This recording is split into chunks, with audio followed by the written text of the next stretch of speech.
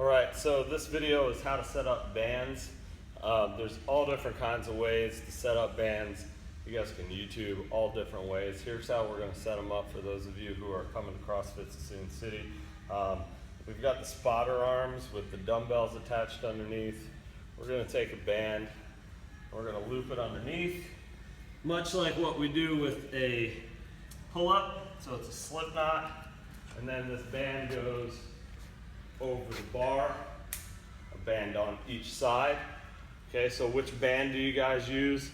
For a lot of you guys that are beginners, or if you're squatting, front squatting, 200 pounds or less, maybe a little bit, like 300 pounds or less, one or two of these light orange bands are going to be just fine.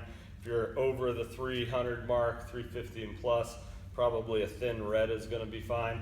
The real big thing that we're looking for here is that there's tension in the bottom and obviously tension in the top. So what we mean by tension in the bottom is that as we squat down, that band still has some tension on it and it hasn't gone completely slack, which is why we're wrapping it around two dumbbells. It just gives it some more surface area so that in the bottom it's not slack.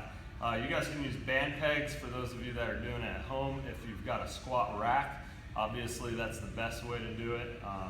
Here at a CrossFit gym where we don't have any dedicated racks, this was the best way that we found to do it. You could use a squat stand as well, but you might need to put some sandbags on it or something, or have your buddy stand on it so that the stand doesn't flip up on you. All right. Today and in this cycle, we're going to be front squatting to a box that's right around parallel. If it's a little lower than parallel, at parallel, or a little higher, it's not going to make a huge difference. What we're looking for is that you guys take it out of the rack, squat all the way down, pause for a second, and then explode up. So I'm down, just disengaging the hips slightly, and then exploding up. All right, that was super lightweight for me, super light band tension. That's just for the video. 40% of bar weight and then band tension. There's not a great way to measure band tension. I think people get too hung up on how many pounds am I getting at the top. It's going to change. The taller you are, if somebody that's 6'5" uses this same band, his band tension at the top is going to be more than mine. The idea is that the band is pulling us down and it's offering enough resistance, but our speed is still good. If you guys are grinding out of these, right? If it's taking me, the band tension's too much.